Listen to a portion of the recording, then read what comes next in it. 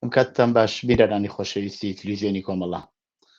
زۆر خۆشحاڵم بۆ ئەوەی جارێکی تر لە بەرنامەی ڕاوێژ کە بە شێوەی ڕاستەوخۆ پێشکەش بێەوە عزیزەکرێ هاان لە خزمەتتانە.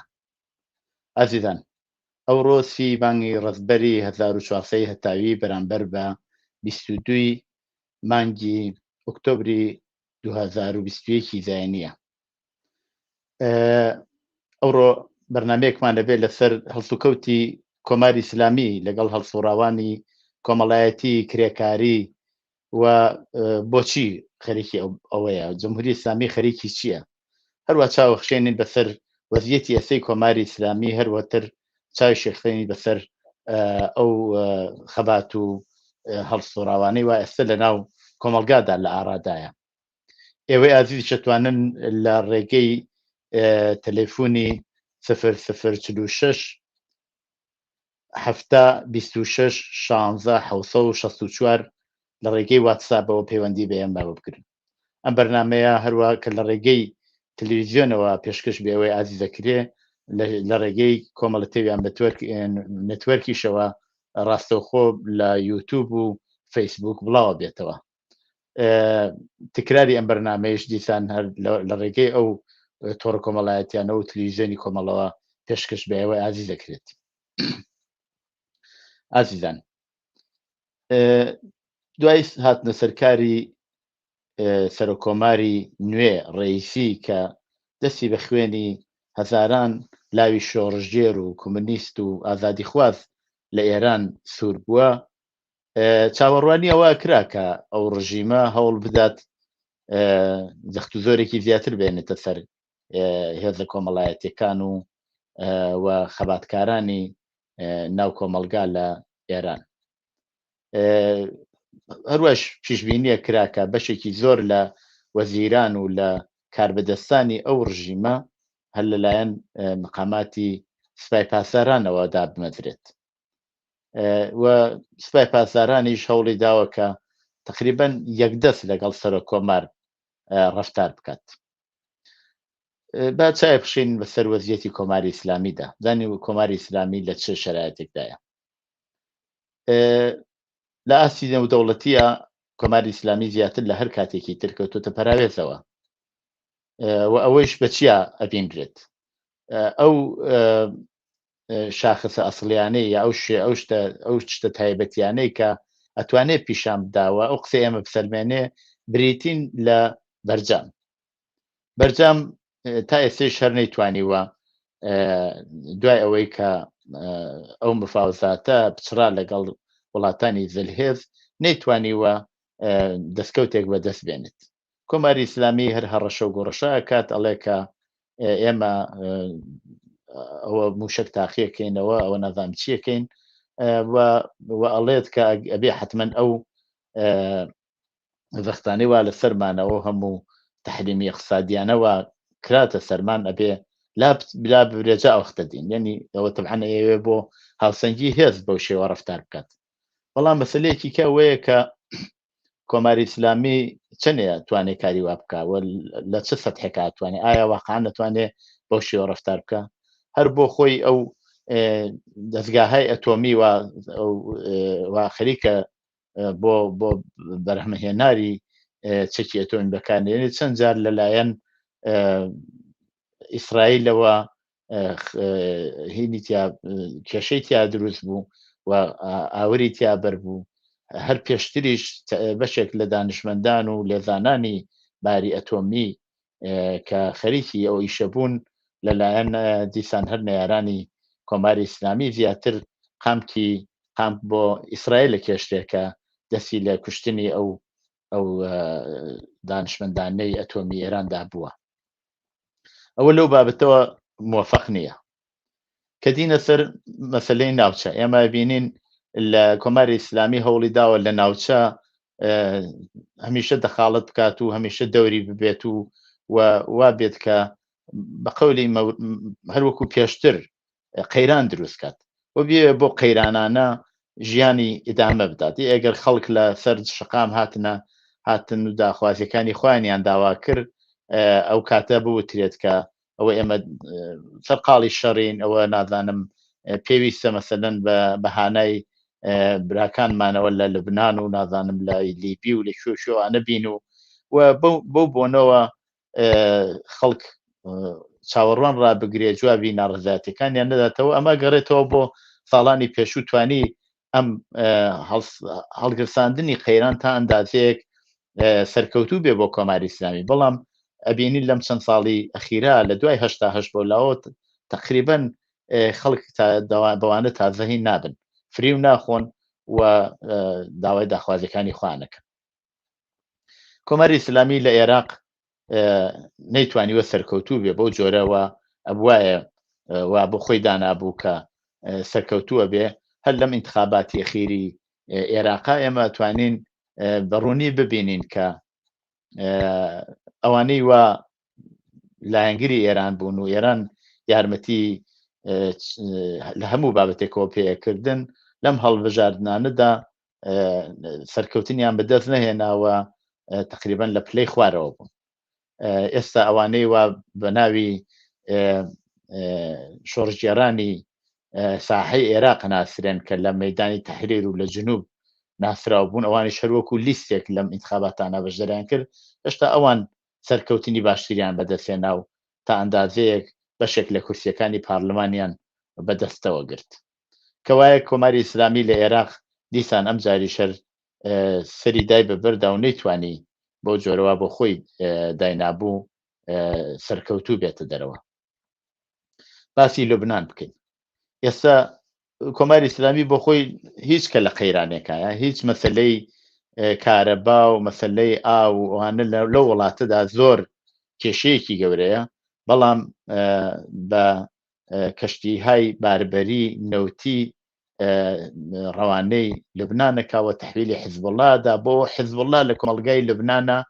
جێگە و پێگەیە بۆ خۆی پەیدا بکە و خەڵکێکە لەوێ لە شەرایەتێکی خراپەژین ئەو کارانەوە حیزبوڵڵای کاکە تەعەن کۆماری ئیسلامی یارمەتیەدا لە چاوی حیزبوڵڵاوە بیبینن و حیزبوڵڵا بخۆی بتوانێ تا ئەندازێ سەرکەوتوو بێ موفەقیەتێک بەدەست بێنێت و لە چاو خەڵکەوە من برادێکی مەسیحیم هەیە کە ئەیوت کە زۆر تاریفی حیزبوڵڵایە کرد وتم چۆن شتی وا بێ ئەوانە هێزێکی کۆنەپەرستن چیەکەنەوە ئەیوت نا ئەوانە یارمەتی خەڵکەدەن ئەوە نوعێک بوو لەو شتە کۆماری ئیسلامی کەشتیهای گەورەی نەوتی ئەنێرێ بۆ لوبنان و ئەوان بۆ بەکارهێنانی مەسلەی کارەبا و بەرق و ئانەیانەوێت لەو نەوتانەی استفادە بکەن و هەروە بینیمان کە لە چەند هەفتەی ڕابردووە تعدادێ لەو تانکرانە و لەو شوێنی نەوتانە ئاگری تێبەرچوو بەداخەوە خەڵکی لوبنان لە تاریکیە ژیان و ئەو وەزیەتەوە لوبنانەی بینین ئێستا وەزیەتێکی هێزگار ناسەقامگیرە و خەڵک بۆ خۆیان متەوەجه بوون کە لە پشت هەموو ئەو وەزیەتەوە هاتوۆتە پێشەوە حیزبوڵڵای لوبنان هەیە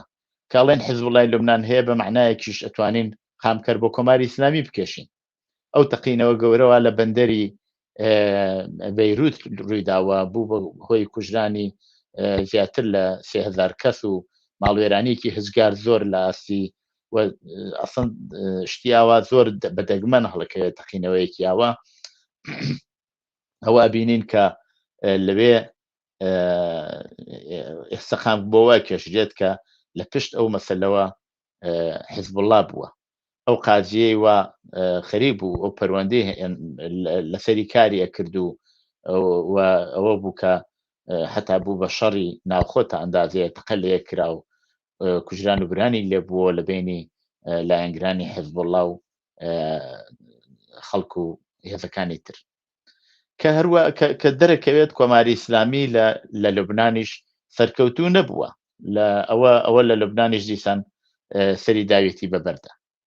کە دینە سووریە بە بزانین لە سووریە وەزعی چۆنە وەزیەتی لە سووریە هەر زۆر خراپترە زیتر هەن لە سووریە خەریکردنەوەی جیهان کۆماری ئیسلامی ناتوانێت ئەوەی هێزە بێت و زۆر جاریش پاشەکشەی کردووە چونکی لەلایەکەوە ئەگەر پاشەکشێنەکە تەعەن وڵاتی ڕووسیا ناتوانێت امتیازی پێ بدات و بۆ ئەوەی کە مەجبور بێت بەپێی سیاسەتەکانی ڕووسیا بچێتە پێشەوە لە وڵاتی سووریا لەو بابەتەش زۆر جار کەمێت لە تەقابڵ لەگەڵ بەرامبەرکردنی لەگەڵ دەوڵەتی تورکیا ویسێتی لەوێ هێزێکی زیاتر مێرە بۆ شمالی سووریا و بۆ ئەمەش دیسان دەکەوێت تێکێشە لەگەڵ وڵاتی ئێران و جیا لەوانیشە ئیسرائیل بە موشک و بە بۆمباران چەند جار پێگەکانی کۆماری ئیسلامی لە خاکی سووریا بردومان کردووە کە ئامانجی سەرەکیەکەی هێزەکانی کۆماری ئیسلامی بوون. لە سووریەش سەرکەوتنێکی وەهای بەدەست نەهێناوە کە چاو لەو وەزیەتەکەین ئەبینین کە کۆماری ئیسلامی شرایەتێکی زۆر ناسەقامگیری هەیە. دا لێ بتەلێک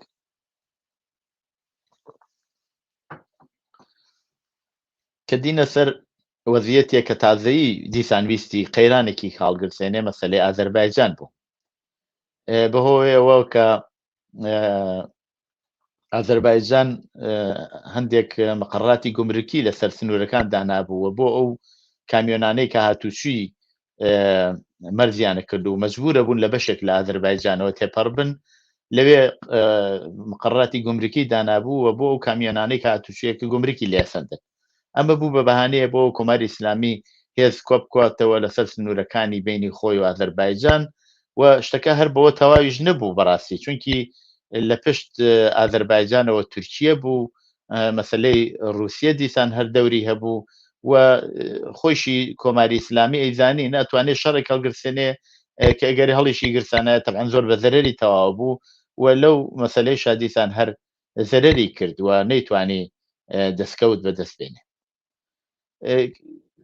لە شوێنەکانی کە تمشای یەمەنەکەن لە ئەلعانە لە هەمان کاتا کە خەریکە لە وەزیەتی یەمەن وەزیەتێکی زۆر ناسەقامگیری بۆ کۆماری ئیسلامیتیایە لە بنەوە لە ڕێگەی سەرۆکۆماری عێراقەوە دکتۆر بەرهەم ساڵحەوە کۆبوونەوەیەک لە بینی عەرەبستانی سەعودی و ئێرانە چەند جار بە بەنهێنی گیراوە و هەوڵە درێکە ڕەوابتی بینی عەرەبستان و ئێران تا ئەندازایە ئاسایی بێتەوە. ئەمە ئەبێ بە معنای ئەوە کە ئێران ناتوانێت ئەو جۆرەی واجاران لە یەمەن دەوری بوو دەور ببینێ و یارمەتی حوسیەکان بدات. ئەگەر ڕابطەی لەگەڵ عەرەبستان ئاسایی بێتەوە تەبعاً پاشەکشەیەکان لە یەمەنیش لەو بابەتیشەوە ئەبینین هەردیسان کۆماری ئیسلامی لە وەزیەتێکی زەعیفایە کە دینە ئاسی ناوخۆی وڵاتەوە کە باسی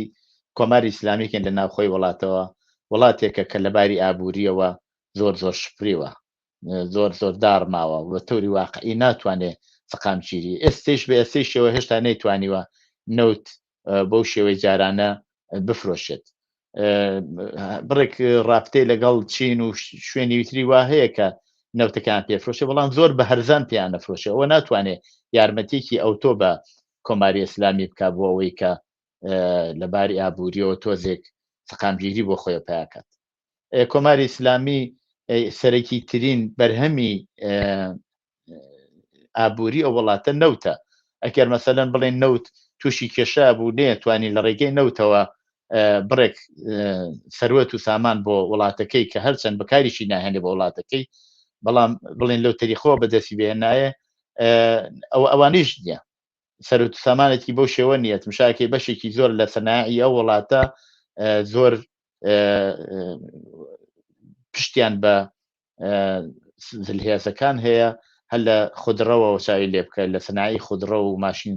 دروستکردنەوە چاو لێ بکە هەتاکو بەقی شوێنەکانی تر مەجبورن لە وڵاتانی زلهێز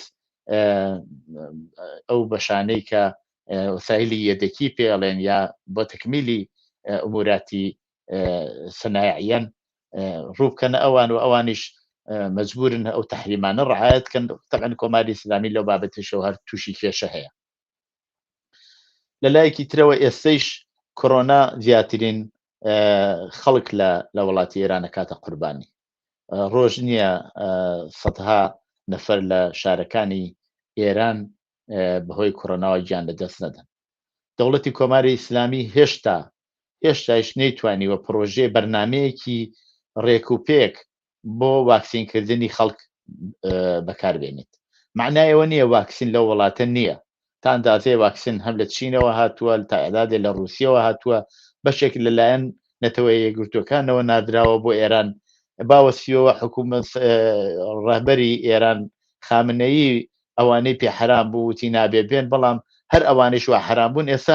هاتووتە ئێران، بەڵام بەهۆی هیچ مدیریەتێکی نییە و لە لایەکی تریشۆ خەڵک سیقە بە کۆماری ئیسلامی ناکە، باوەڕی پێ ناکەن. بۆیە ئەگەریش واقعیەتەکەیەوە بێ، ئەگەریش واکسن بێ خەڵک ناچن واکسن لە خۆیان بدەن، چونکی پیان وایە حتمما ئەوەندەی درۆ لەگەڵ خەڵک کردووە، ئەوەندەی کەڵک لە خەڵک داوە، ئەوەندەی شتی وتووە کە ناڕاستیەکەی دەرکەوتووە، خەڵک پیان وایە ئەمەی شەردیسان بە زەرەریان تەواوە بێەوە بۆ بۆنەوە بەداخەوە بەشێکی زۆر لە خەڵک هێشتا واکسینیان لە خۆیان نەداوە، واکسینیان دەسڕسییان بە واکسین پێیان نەکردووە، ئەگەری دەسڕسییان ببێ ناچن واکسین لە خۆیان بدەن. ینی متمانەیەکی بەو شێوەی بۆ خۆی دروست نەکردووە کۆماری ئیسلامی.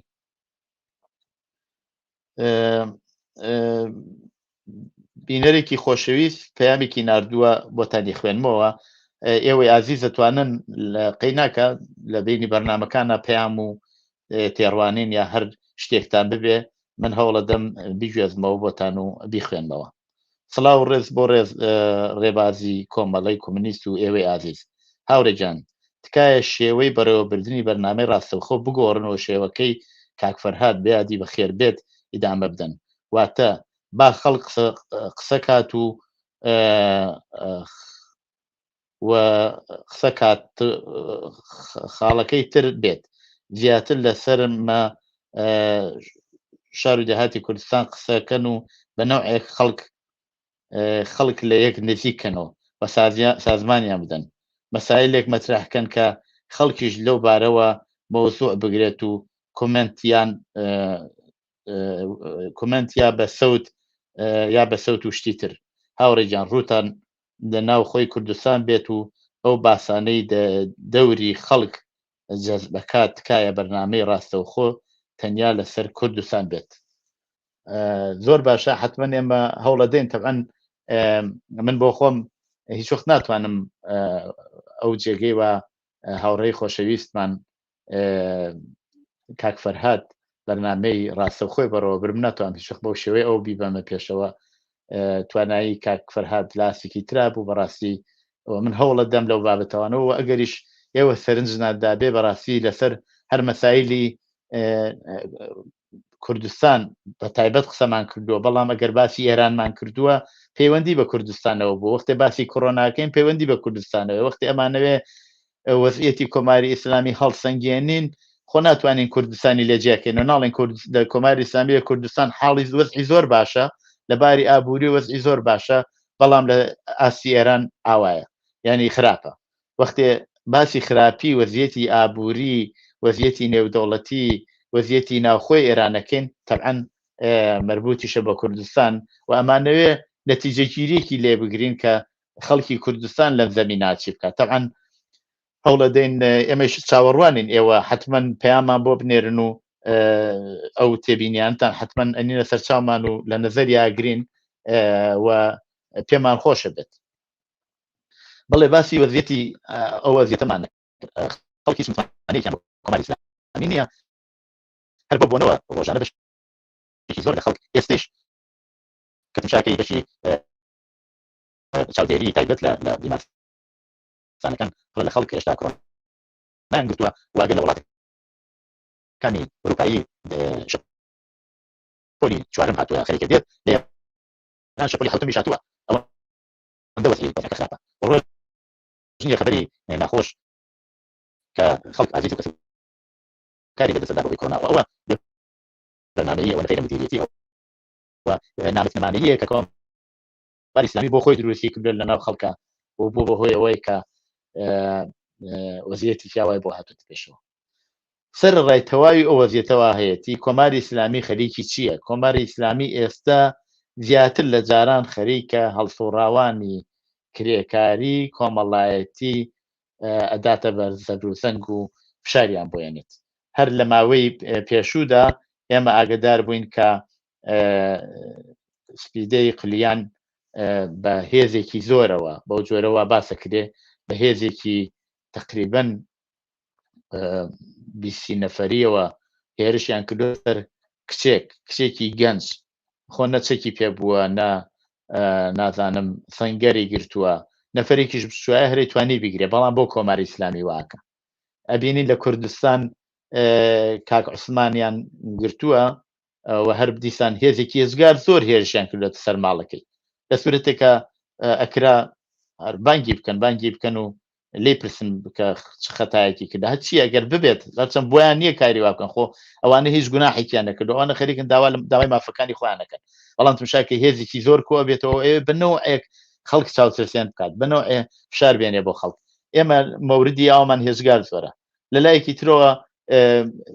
لەلایەن بڕێک هەڵسوڕاوانی چەپ و کرێکاری بەیانیەک دراوە وتویانەکە ئەم لەسەر ئەو هەڕەشانەی وە مەعمورانی وەزارەتی اطلاعات کردویانە و باسی وایان کردووە کە هەرچەند باسی وەزیەتی ئێستەی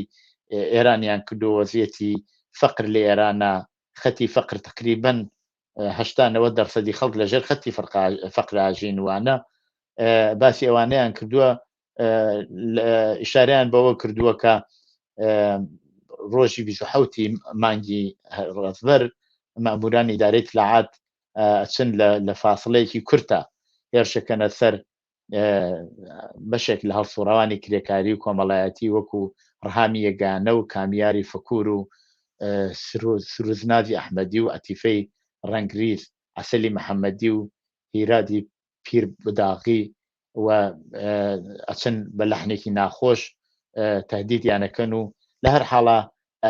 یانەوێ عەزێت و ئازاری هەڵسوڕانی کرێکاری بکەن لەم بابەتەوە وتراوە کە بە شێوەی تەلێفۆن و دوای داوەتیان لێ کردوون کە بێن لە کۆبوونەیەکی دۆستانە دابنیشین و لە هەر حاڵە ئەوەی وە معلومە کۆماری ئیسلامی ئەوێت بە شێوەیەکی زۆر فشار بێنێ بۆ هەڵسوڕاوانی کرێکاری و لەوێ بەنەوەیەک خەڵک چاوترسێن بکە هەروە کە باسم کرد لە کوردستانیش دەستی هەڵ نەگرتووە لەوە جیا لەوەی کە هەڵسوڕاوانی کرێکاری و کۆمەڵایەتی داوەتە بەرزەخت و زۆر ئەبینین کە دەستیشی بۆ بڕێک لە هێزەکانی وەکو سەلەفی و ئانە کردوێتەوە کە ئەوانش بۆ خۆیان بیان هەر چۆنێک پێیان خۆش بێ بتوانن دەور ببینن بۆ ئەوەی فەزای ناو کۆمەڵگای کوردستان زیاتر خراپ و خراپتر بکەن لە بابەت گرتنی هەڵسوڕاوانی کرێکاریەوە بە تایبەت و دوو نمونەی ئەخیرەوە کە باسم کرد کاک عوسمان کە لە شاری سەقز دەست بەسەر کراوە هەروەها هەڵسوڕاوی مەدەنی تر کە دەست بەسەر کراوە بە تایبەت لە بابەت کاک عوسمانەوە گوایە وتویانە کە لە مەراسمی سەرخۆشیە بەشداری کردووە لە مەراسمی سەرخۆشیەکە کە خەڵکێکی زۆر بەشداریان کردو خۆ کاک عوسمان بەتەنیا نەبووە خەڵکێکی زۆر بەشداری کردو و بەشێک جاری وایە زۆر کەسایەتی هەیە ناسیاون خەڵک وەختێ کەسێکیان لە دەسەدا خەڵک لەم شار بۆ شارۆ ئەمە شتێکی تازەیە لە شتێکی تازە نییە لە پێشترەوە جزوی ئەمە فەرهەنگی ئەو وڵاتەیە کە بەدەم یەکەوە بن لە خۆشی و ناخۆشیەکانە بن سەردانیان بکەن و هەوڵ بدەن ئەگەر کەسێکیان لە دەسەدەن هەوڵ بدەن ئەو ناڕەحەتیانیان دابش بکەن و سەبووری بدەن بە خانەوادەکان بۆچی کەسێک بە خاتری ئەوە ئەگیرێت و دەست بەسەرەکرێ جێگەی پرسیارە من پێم سێرەکە کارێکی وا کراوە جێگەی ئەوەیە کە لەم بابەتەوە ئاعتراز کرێ بە کۆماری ئیسلامی ئاعترازەکە فقط لەلایەن بنەماڵەکەی خۆیەوە نەبێ ئاعتراز لەلایەن هەمووانەوە بێوا لەو سەرخۆشیە بەشداریان کردووە هەمووانەوە کە ڕۆژانە چن لە سەرخۆشی خەڵکی ترا بەشداریەکەن ئەخۆ نابێت کۆماری ئیسلامی بێت و ئەم هەڵسوڕاوە ئەو هەڵسوڕای مەدەنی کرێکاری دەست بەسەر بکە بە بەهانەهای جۆروا جۆر کەی ئەمە منتەقیە بەڵام وتمان بۆچی واکات ئەوە بە تۆری واقعی لەلایەکەوە ئێوێ خەڵک چاوترسێنکە بڕێکی تریشی واقعا لە ئەو پەڕی زەبوونی کۆماری ئیسلامیە کۆماری ئیسلامی لە شرایەتێکی هێزگار خراپە ئەژی و ئێوێ بە نەوەیەک نێڵێت ئەگەر قەول وابێ ئاعترازاتێک ببێت کە بووە نێڵێ پەرە بستێنێت ئێمە ئەبینین کە هەر لە ماوەی ڕابردوودا لە مەریوان بەدەیان ئاعترازی معلمان ڕووی داوە معلمان داوای حقوقی خۆیانیان کرد یا بازنشستەکان داوای حقوقی خۆیانیان کرد ئێستش هەر کرێکارانی شرکەتی نەوت هەر لە ئاعترازەکەن و داوای داخوازەکانی خۆیانەکەن کرێکارانی نێشەکەری هەفتە پەهروەتر زۆر شوێنی تری کرێکاری ینی مبارزاتی کرێکاری خەباتی کرێکاری لە ئێرانە خەباتێکی نەپسراوەیە ڕۆژ بە ڕۆژ ئیدامەی هەیە تۆ ئەگەر ئەبینی مەسەلەن بڵێن لە وڵاتێکی ئوروپایی ساڵی جارێ بەهۆی ئیتفاقێکەوە خەباتێکی کرێکاری ڕووەدا لە ئێرانە ڕۆژانە و ئیتفاقاکەیە لە ئێران ڕۆژانە کرێکاران ژنان گەنجان معلمان بازنشستەکان دێنە سەر شقام و ئاعترازەکەن و ئەوەیە کۆماری ئیسلامی ترساندووە بۆیە ڕێک ئەچێت هەڵسوڕاوانی کرێکاری و فعالینێکە دەوریان هەیە لەوە خۆ هیچیشیان نەکردووە داوای حقوقی خۆیانەکەن داوای یا حقوقهایەکیان پێکەن کافیان نەدراوە یا داوای حقوقی بازنشستگیانەکەن کە لە ئاسێکی کەمایە ئێستا کام بازنشستە هەیە لە ئێران بە حقوقی بازنشستگیەکەیەوە بژی بەشێکی زۆریان کە تەمەنیشیان زۆر چوەتە سەرەوە مەجبورن لە چەند شوێنە کار بکەن معلمان خۆ دوای ئەوەی کە یا بازنشست بوون یا حتا لە حاڵی حاضرە تمشاکی وەزعیەتی حقوقیان زۆر لە خوارەوەیە و ئەمە جزوی قشری خوارەوەی جامعان وەختی ئەمە باسی خەتی فەقرەکەین معلمان لە جزی ئەو قشرن کە لە ژێر خەتی فەقرا قەراریان گرتووە ئەبێ بۆ حقوقی کەمەوە بەو شرایەتەوەی کە لە سەریانە بەو هەموو شارۆ کە لە سەریانە بێن ژیان و ماڵی خۆیان بژێن و طبعا بەش ناکات و ئەوە بێ بەهۆی ئەوە کە ئیتر ئاعتراز بکەن کێشەیە کە هەیە ئیشەوەیە کە بەداخەوە ئەم ئاعترازات و ناڕزایەتیانەی کە هەیە کەمتر بێکەوە گرەی خواردووە و زۆرتر پچراوە ینی هەر لایەکیان بۆ خۆی ئەیکات وانە کە هەواهەنگیەک ببێت بۆ ئەوەی سەردەمێک لە ماوەیەک لەوە پێش بازنشستەکان لە سەرتاسەری ئێران و بە کوردستانیشەوە هاوکات ئاعترازیان کرد و هاتن داوای داخوازیەکانی خۆیانیان کرد ئەوە زۆر باش بوو هەر لەم مبارزاتی ئەخیرەی معلمانی شابینین شتێکی پێکەوە گرێدراوە فقط لە مەریوان نەبووە بەڵکو لە زۆربەی شارەکانی ئێرانیش ئاعترازات بووە و ئەوەیە پێکەوە گرێمانەدا ئەو بینەری خۆشەویستە کەوتێتی باسی کوردستان بکەین تەمعەن خەڵکی کورد خەڵکێکی هەمیشە خەباتکار بووە و نەفساوانە بۆ داخوازەکانی خۆی هەوڵی داوە کۆماری ئیسلامی بە ئێستەی شێوە نەیتوانێت لە کوردستان سەقامگیر ببێت و ئەگەریش هەیە ئەگەر هێزی هەیە دیسان هەر بە ترس و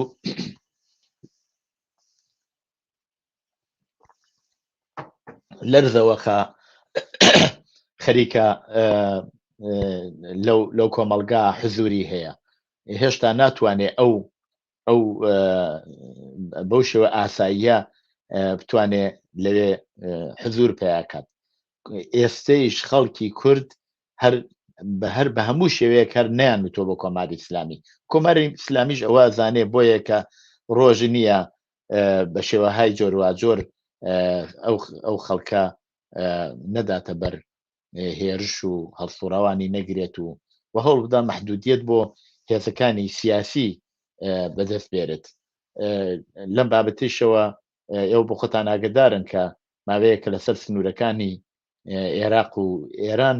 هێزێکی زۆری کۆ کردوێتەوە هەڕەشەی لێدانی بارگاکانی هێزە کوردیەکانەکەن کە نیشتەجێن لە کوردستانی عێراق هەرچەند ئەخوو بە خۆی شێزانێ ئەو بۆ ئەو بە هەروە بە سادەگی تەواو نابێ هەر کارێک لەو چەشنە ئەبێ بەوەی کە اعترازێکی گەورە لە ناو کۆمەلگا لێدانی هەر هێزێکی سیاسی معنایە لە مەقابل خەڵکێکە لە کوردستان ڕوبەڕوە بێت و ئەو فقط لەگەڵ هێزێکی سیاسی چەند هەزار نەفەریا ڕوبەڕوو نیە بەڵکو لەگەڵ هەموو خەڵکی کوردستان ڕوبەڕوە و ئەوە حتا بە خەڵکی کوردستانی باشووریشەوە کوردستانی عێراقیش قبوڵی ناکەن بەشێکی زۆر لە خەڵکی کوردستانی عێراق ئەو هێزانە ساڵیان ساڵە لەگەڵیانن مێتمانەیان پیان هەیە لە کاتی ناخۆشیە بەدەمیانەوە بوون ئاگایان لێ بووە یارمەتیان داون هەم یارمەتی هێزە سیاسیەکانیان داون هەم یارمەتی خەڵکیان داون ئەگە خەڵکی ئاوارە بووە هاتووەتە ئەو دی و زۆر چاک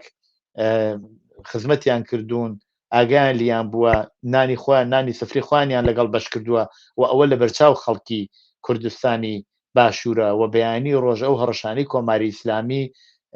لە بەرامبەر فقط هێزە سیاسەکانی نیشتەجێی لە خاکی کوردستانی عێراق نییە بەڵکو بەرامبەر خەڵکی کوردستانی عێراقە خەڵکی کوردستانی عێراق 100% ئەوە قبول ناکەن و ئەوە حتمما لە مقابڵە ئەوێسن و اعتراض دەکەن و دەوای حتمما هێزە سیاسەکانی کوردستان لەو بابەتەوە هەڵوێست بکرێت من تۆزێک ناساخم کلیپی شکۆلەتان بۆ دانم لە اعتراضی معلمان جەبرایی دێمە وڵاتە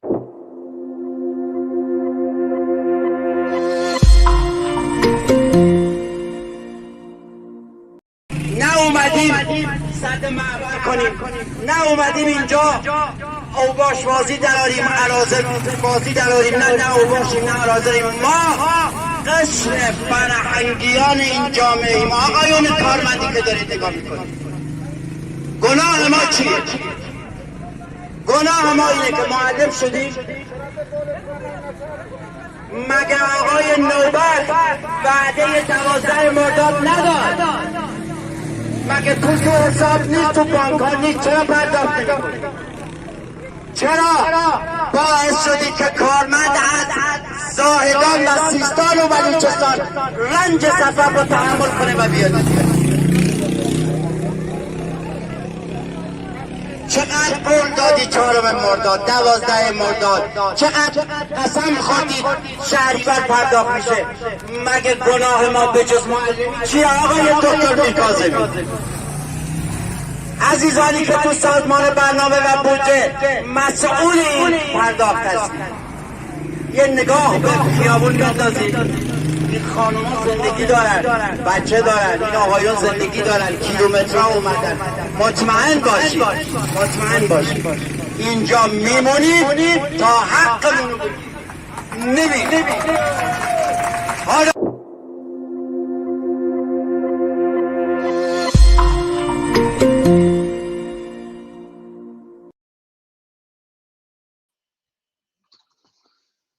بەڵێ ئازیزان هەروە بینیتان ئەوە بەشێک بوو لە ئاعترازی معلمان و بازنشستەکان لە شاری تاران و ئەوەش لە شوێنەکانی تریشەوە هەر دیسان ئاعترازات بووە هەروە پێشتریش باسم کرد لە مەریوانیش ئاعترازاتی معلمان و بازنشستەکان لەوێش هەر بووەوە لەوێش ئێمە شاهیدیەوە بووین کە چۆن هاتنە سەر شەقام و بەو شەرایەتە ئاعترازیان کە بەو شەرایەتەوە هەیەنە ئەوەیە کە کۆماری ئیسلامی بەڕاستی لە وەزیەتێکی یا بەو شێوە بەڕێوەبات ئێستەی شێوە هێشتا هەر نەیتوانی ئەو سەقامگیریەی بۆ خۆی ببێت ئێستا کۆماری ئیسلامی تەبعەن کێشەی ناوخۆی نییە یەکدەست بووە لە سەرۆکۆماریەوە پاسدارە هەتاکو یا خوێن ڕێژە هەتاکو بێ بە مەقاماتی تر سپای پاسداران و بێتی ڕەهبەری دەسەڵاتی گەورەیان لە ئێرانە هەیە بەڵام باوەسفیەوە ئێستش ترسی خەباتێکی جەماوەری لە ئاستی ئێرانە لە دڵیان نیشتووەوە هەمیشە نیگەرانیەوەن ئەوە لە ئاعترازاتی ساڵەکانی 96 و 98 بەرچاوی بینرا و پێ دەچێت کە ئەوە دیسان دەست پێ بکاتەوە بەڵام مشکلەکەی شەوەیە کە بەڕاستی وەزعیەتی ئابووری خەڵک وەزیەتی ئیقتصادی خەڵکیش بۆ خۆی خەڵکێک کە برسی بێ کە خەڵکێک کە فەقیر بێ خەڵکێک کە نەیتوانێت خەڵکی کە بێکار بێ هەموو تاسیرە لەسەرەوە هەیە کە بێت چی بکات ئەوەی وا بینیمان بەشێکی زۆر لەو خەڵکێکە ئیتر هیچیان نەماوە ینی هیچ شتێکیان نەماوە لە دەستی بدەن بەڕاستی کار نییە لە دەستی بدەن نانیان نییە ماوەتەوە ئەڵێن ئەگەر حتا کۆماری ئیسلامیش بمانکوژێ ئەویش نەمانکوژێ بە کۆڕۆنا ئەمرین بۆیە بەشێکی زۆر بەڕاستی شاری گەورەی بۆ هاتووە و تااقەتیان بەسەر چووە بەڵام هەمیشە ئێمە باسیەوەمان کردۆکە ئەوە بۆ بەرەنگاربوونەوە لە بەرامبەر کۆماری ئیسلامی ئەبێ یەکگرتوو بوون ئەبێ یەکگرتوو بن وە بتوانن یەکگرتووانە لە بەرامبەر کۆماری ئیسلامیە ڕابوەستن معنای ئەوەیە کە هەموو بەشەکانی ناو کۆمەڵ پێکەوە هاودەنگ هاواهەنگ پێکەوە بێنە سەر شەقام و اعتراز بکەن و نابێ اعترازەکە فقط بێ اعترازاتی سەرجادە و تەظاهرات بێت چونکی تەجروبە پیشانی داوە کۆماری ئیسلامی ئەو ئەتوانێ بێت و شەلم کوێرم ناپارێزم هەموو ئەو گەنجانەوە دێنێتە شەقام بیان گرێت تەقیان لێ بکا بیان کوژێ و ئەوەی تاقی کردوێتەوە بەڵام ئەگەر اعتصاباتی ئەگەر مانگرتنی گشتی مانگرتنهای گەورە یەکگرتوو لە شوێنەکانی کرێکاری لە شوێنەکانی جۆراجۆر لە بەتایبەت ئەوانەی کە مربوطە بە شتی ڕۆژانە وەکو ئۆتۆبوسڕانیەکان وەکو مترۆ وەکو زۆر شوێنی ترکە ئیتر تقریبن وڵاتەکە فەلەجەکە وە کۆماری ئیسلامی ئیتر ناتوانێت ئەم جارە بێت کاریگەر لە ماڵی بێرێتە دەرەوە یا مەسەلەن سەرکوبی بکە بەڵکو اعتصابی کردووە و ئەوە خودی ئەو مانگرتنە مانگرتنی بازار مانگرتنی شوێنەکانی تر هەموو پێکەوە توانێت کۆماری ئیسلامی بێرێتە سەرچۆک و خەڵک هەوڵ بدەن بە ئاواتەکانی خۆیان بگەن چەندێک ئەوە مسۆگەرە کە بە ئاواتەکانی خوانەگەن تەبعەن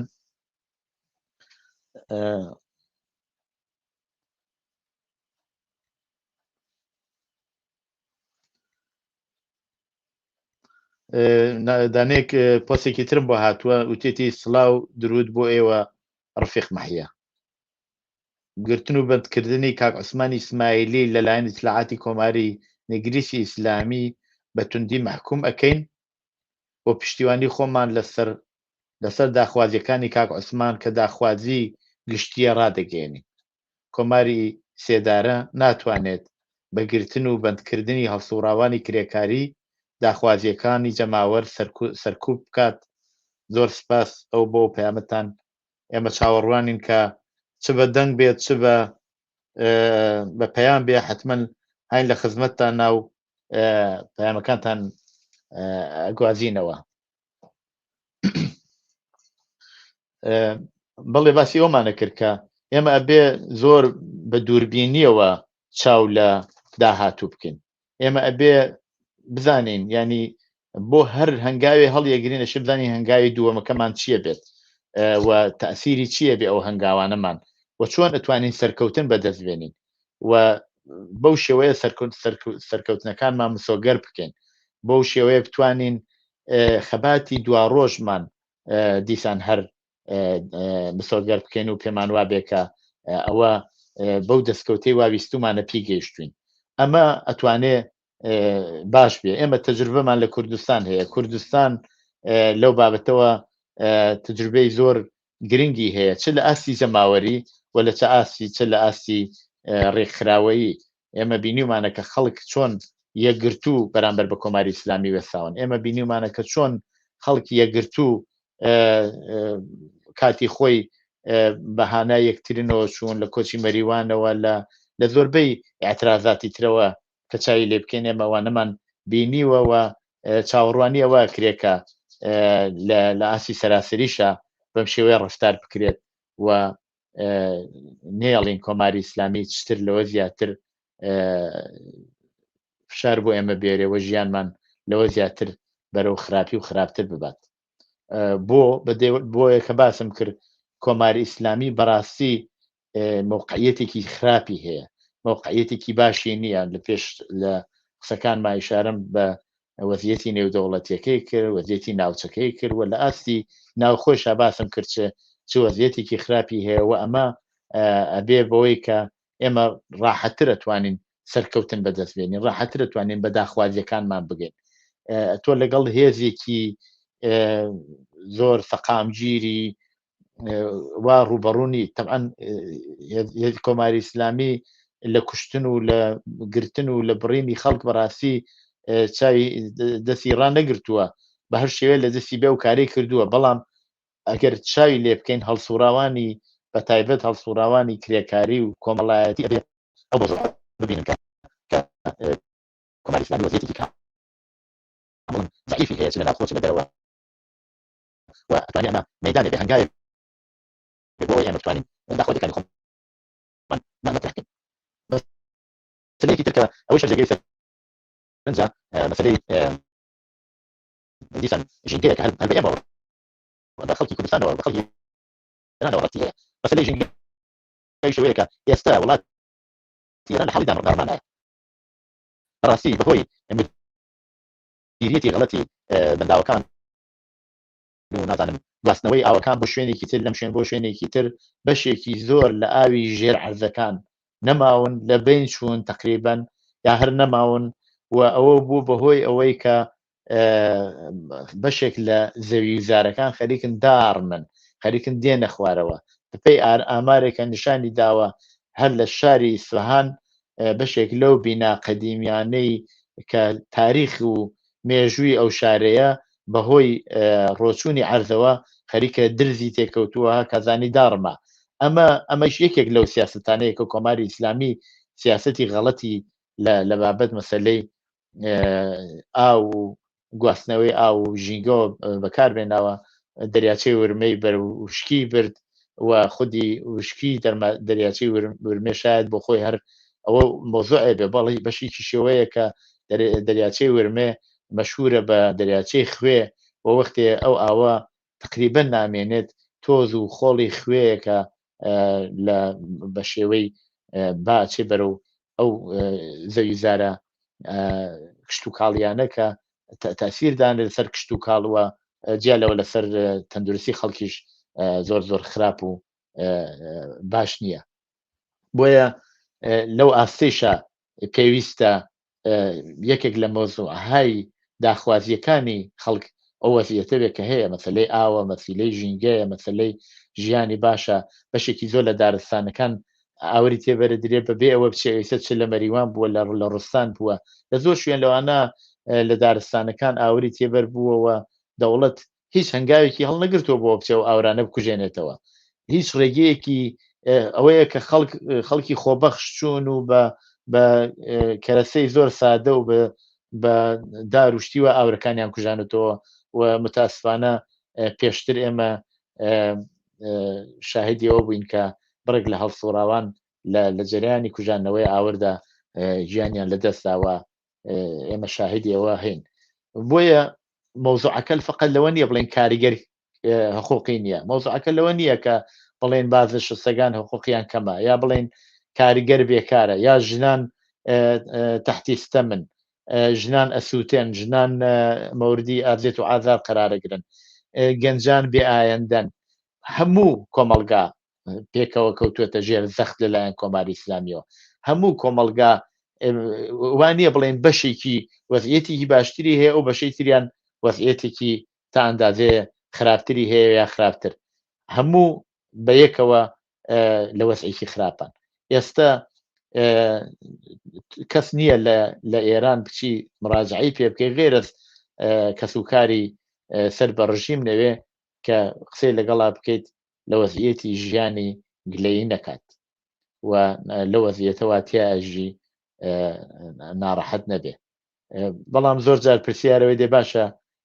بۆ نابێ بە ئەمە بۆ نابێ بە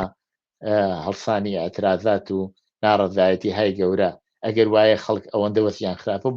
بۆ ئەتراز ناکەن. زۆر جار ئێمە ئەومان باس کردووە کە هەمیشە خەڵکی برسی وڵاتی برسی حتمما ئینقلاب لەوە ڕوونادات. خەڵکی برسی زیاتر بە فکرەوەیە کە ژیانی دابین بکە بتوانێ نان و خۆراک بۆ خۆی و ماڵ و مناڵەکەی دەسەبەر بکە. طبعا ئەگەری تر وە خودی ئەو کێشەی ئەسڵیەکەیش ئەوەیە کە خەڵکی بێکار و نزیک لە یەک نین مەسەن تۆ چای لێ بکە ئەگەر لە کارخانەیەکە 300-400 کارگەر بەیەکەوە بوون شەو ڕۆژ بەیەکەوە بن ئەمانە ئەتوانن دەرد و ڕەنجی یەکتر بزانن بەیەکەوە تدبیر بکەن بزانن چی بکەن بۆ ئەوەی کە بەیانی حرەکەتێکی ئاعترازی بەیەکەوە ڕێ بخەن ڕێکخراوە بن سازمانی خۆیان دروستەکەن بەڵام وەختێ پژوو بڵاون لە یەک پچراون تەنی بێکارن خۆب ئەو ئەمرازیان لە دەست وەرگرتوێتەوە بەیەکەوە مەشوەرەتکردن و بەیەکۆ دانیشتن و تدبیرکردنەکان لە دەستیان سەندراوەتەوە مەجبورن بە تاکە کەس بێنە سەر شەقام اعترازاتی 98 ئەوەی نیشاندا بەشێکی زۆر لە بێکاران گەنجانی بێکاری ناوچە حاشێنشینەکان بوون کە هاتنە سەرخەت و اعترازیان کرد بەڵام ئەگەر چی هاواهەنگیەکیشیان تیا بوو بەڵام نەیان توانی بوو سازمانێکی ڕێکوپێک بۆ اعترازاتەکە خۆیان ساز بکەن و بەداخەوە لەلایەن کۆماری ئیسلامیە و سەرکوت کرا ئەو خۆڵەمیشی ژێر ئاورە هەر هەیە هاکازانی دیسان گرشایەوە هاکازانی دیسان گڕی گرتەوە و کۆماری ئیسلامی ئاور تێبەردا و ئەوە چاوەڕوانی ئەوە کرێت چاوەڕوانی ئەوە کرێ و بۆ یەکیش کۆماری ئیسلامی دێ هەڵسوڕاوانی کرێکاریەگرێت بۆیە هەڵسوڕاوانی مەدەنیەگرێت بۆیە بە هێزێکی زۆرەوە چەند سفیتەی قولیانەگرن یا هێزێکی ئاوا زۆرە بن بۆ گرتنی کاک عوسمانی ئیسماعیلی خۆچێکی پێنەبوو کاک عوسمانی ئیسماعیلی تاخوتەنیا خۆی بووە هێزی ئاوا زۆر هێرشکردنە سەری بۆچیە ئەوە فقط ئەو ترس و لەرزەیە کە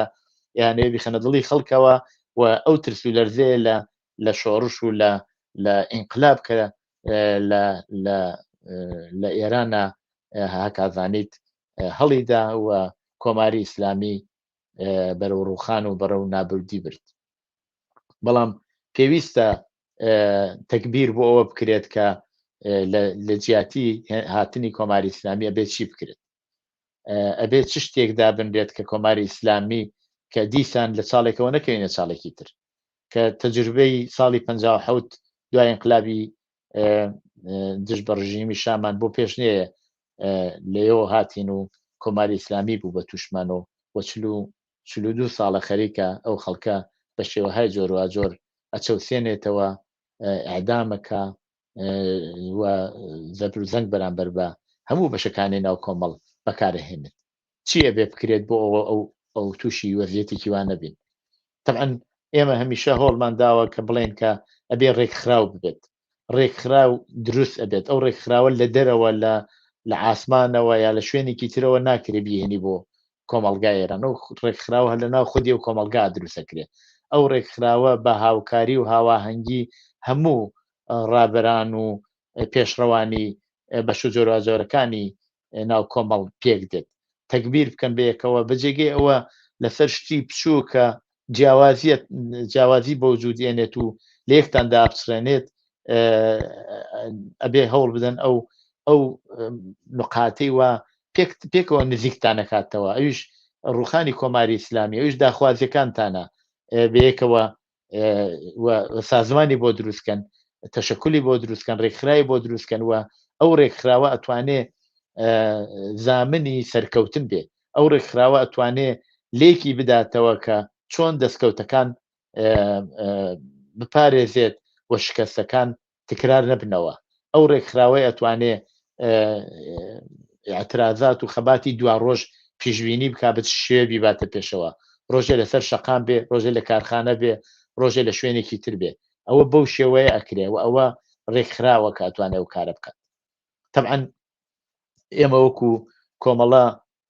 لە کوردستان هەوڵمان داوە هەمیشە پشتیوانی ئێوە بین لە هەموو بابەتێکەوە لە توولی خەباتی کۆمەڵەوە ئەومان بە ئێوە ثابت کردووە کە کۆمەڵە پشتیوانی خەڵکی فەقیر و هەژارە کۆمەڵە لە پشتانەوە لەم زەمینە هیچ شتێک لە دەستی بێ درێغ ناکە ئێستا بە گواستنەوەی دەنگی ئەوە بێت ئێستا بە شێوەی ئەوەیەکە لە شێوەی مێدیا و تەلەڤیزیۆنەوە بێکە دەنگی ناڕەزایەتەکانی ئەوە بگۆزینەوە و لە لایەکی ترۆ بەشێکی زۆر لە هەڵسوڕاوانی کۆمەڵە هە لە ناو خودی و کۆمەلگان و ئەوانە لە دڵی ئێوەدان و ئەوانە هەوڵیان داوە هەیشن بەڕاستی جێگە متمانێن و ئەوانە توانن ببن بەو هێزەی کە یاریدەدەری ئەو ڕێکخراوە کۆمەڵایەتیانە بن نەبۆ بتوانن تەجاربی خۆیان لەو زەمینە بخەنە کار و بەم شێوەیە کۆمەکێک بن بۆ ئەوەی کە یەکگرتوو ئێمە لە بەرامبەر کۆماری ئیسلامیا بێسین. مەسلەیەکە کاتێکی زۆرم نەماوە لە ئاخرا ئیشارە پێ بکەم ئەوی شێوەیە مەسلەی ژنانە. ژنان لە ڕۆژی هاتنە سەرکاری کۆماری ئیسلامیەوە زۆر جارەمان باس کردووە یەکێک لەو بەشانەی ناو کۆمەڵ بوون کە زیاترین زەختیان لێکراوە هەر لە ڕۆژی ئەوڵەوە سەنگسار کراون چادریان دراوە بەسەریانە لە کونجی ماڵەوە دایان ناون تەحسێڵ و شرایەتی کۆمەلگایان لێ بەستون ئەوان بەڵام کێشەیە کە هەیە پشتیوانیکردنی کۆمەڵایەتی بۆ خەباتی ژنان بۆ داخوازیەکان و بۆ ئەو زەبر و زەنگە لە سەریان هەیە تا ئەندازەیەک بەرچاو نییە. ئێمە شتیکە زۆرە بینین ئێمە بینین مەسەلەن بە بۆنەیەکی ترەوە خەڵکێکی زۆر دێن و دەنگ هەڵە بڕن و ئاعتراضەکەن وانە بەڵام کە دێتە سەر مەسەلەی ژنان زۆر بێدەنگیەک هەیە لەو بابەتەوە و ئەوە جێگەی نیگەرانیە بەڕاستی هیوادارین ئەو دووباڵی مەلەکە هەمیشە باسمان کردووە پێکەوە هەڵفڕێت و بتوانێت یەکگرتوو لە بەرامبەر کۆماری ئیسلامیا بێسێت و قبوڵی نەکا هیچ زەبر و زەنگێک و ببێ بە هێزێکی یەکگرتوو لە ناو کۆمەڵدا. ئازیزان من کاتێکی زۆرم نەماوە لە ئاخردا هیوادارم کە هەڵسوڕاوانی کرێکاری هەرچی زووتر بگەنەوە ناو ماڵ و خێزانیان و ئازاد بکرێن و ئەبێ خەباتێکی جەماوەری هەروواکە ئەو بینەری ئازیزێش نووسیەتی کە ئەبێ شتێک کارێکی یەکگرتوو بکرێت بۆ ئەوەی کە بتوانین مەسەلەن هەڵسوڕاوێکی وەکوو کاک عوسمانی ئیسماعیلی لە زیندان ئازاد ببێت و قبوڵی نەکەین و ئەوە بەکاری یەکگرتووی هەمومانەکرێ. ئێمە هیوادارین هەرچی زووتر